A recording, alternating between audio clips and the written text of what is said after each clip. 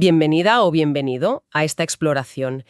Hoy nos metemos de lleno en un análisis, el título es #16, la crisis de la educación pública. ¿A quién le interesa? Ujú.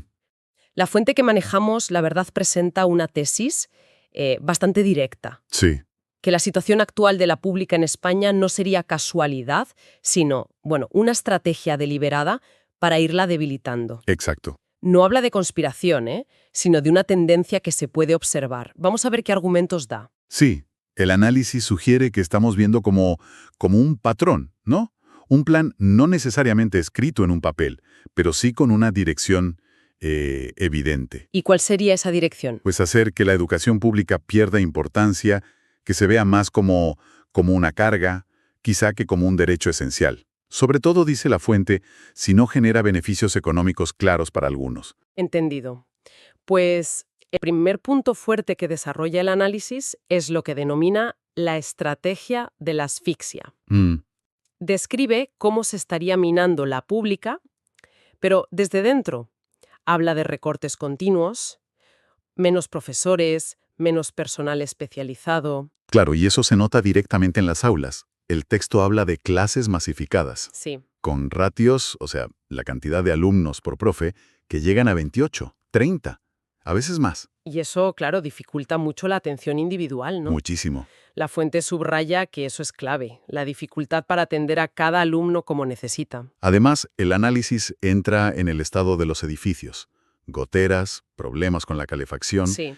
menciona aulas prefabricadas que se usan durante años y también habla de una falsa digitalización. Así, con pocos ordenadores que hay que compartir, pizarras digitales que se estropean, recursos insuficientes. La conclusión que parece sacar la fuente es potente. Sí, Se crea la percepción de que la pública no funciona, pero el argumento es que no funciona porque no se le dan los medios. justo.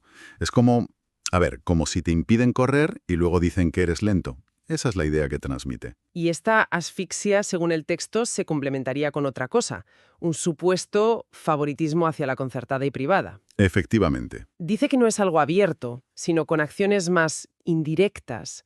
¿Cómo lo describe? Pues apunta varias cosas. Por un lado, la financiación pública importante que va a los centros concertados. El texto lo llama financiación encubierta. ¿Y eso qué significa exactamente? Bueno, se refiere a fondos públicos que llegarían a estos centros que son privados, pero sostenidos con fondos públicos, por diferentes vías, no siempre transparentes según el análisis. Vale.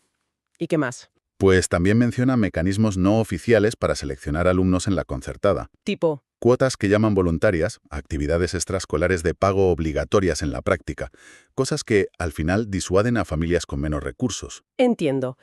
Entonces, si juntamos los recortes en la pública con este impulso a la concertada, Sí, el panorama que pinta la fuente es el de una pública debilitada que además tiene más difícil competir, porque se autorizan plazas concertadas nuevas mientras se cierran aulas públicas. exacto.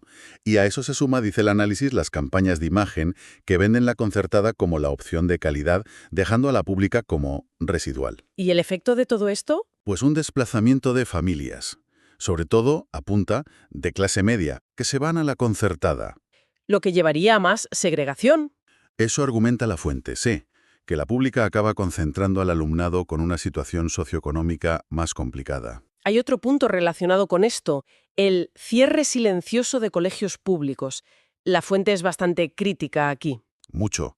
Dice que la excusa de la baja natalidad se usa, de forma interesada. Sí, señala casos donde se cierran aulas públicas en un sitio y justo ahí o muy cerca se aprueban nuevas unidades concertadas. Vaya. Lo describe como una forma de redirigir al alumnado. Y se crea un círculo vicioso. Menos oferta pública, menos matrícula, y eso justifica cerrar más. Parece un diseño para reducir la red pública, según esa interpretación.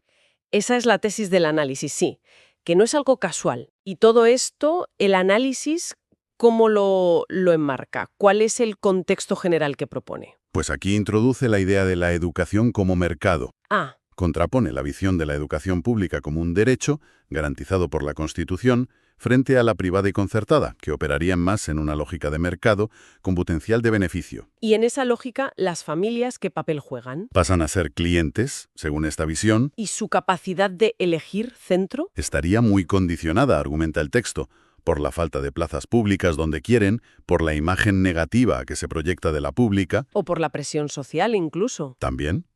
La conclusión del análisis es que la pública no puede ni debe competir en esos términos de mercado. Su fin es otro, garantizar un derecho. Pero al forzarla a esa lógica, se la deja en desventaja. En una desventaja estructural, sí. Y ante este escenario que dibuja la fuente, ¿a quién identifica como los que ganan y los que pierden? Pues como beneficiarios, el análisis señala claramente a empresas de gestión educativa, a grandes fundaciones.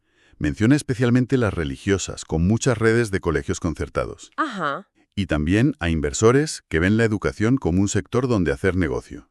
¿Y los perjudicados? En primer lugar, dice las familias con menos recursos, que tienen menos opciones reales. Luego, el alumnado que se queda en una red pública que describe como empobrecida. ¿Y más allá de eso? La sociedad en general. Por la pérdida de cohesión, de igualdad de oportunidades.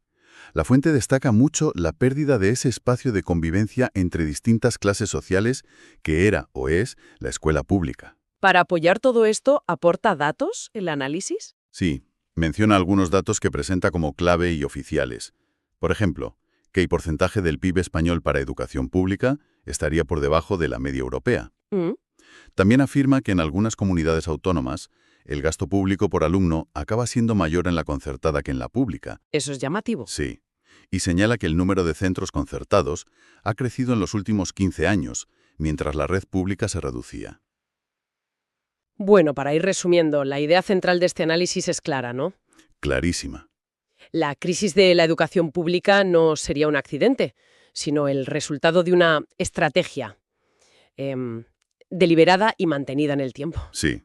Quitarle recursos, dañar su imagen, favorecer las alternativas privadas o concertadas. Y presentarla como una opción de segunda. Exacto. El material no busca tanto dar soluciones, sino exponer esta tesis sobre las fuerzas que, según argumenta, están cambiando el panorama educativo. Y deja una pregunta flotando al final, ¿verdad? Sí, una pregunta directa que estaba en el texto original. ¿Se va a permitir que este supuesto desmantelamiento ocurra en silencio? Una cuestión que da que pensar sobre el futuro de un pilar que muchos consideran básico para la sociedad. Desde luego, invita a la reflexión sobre hacia dónde vamos.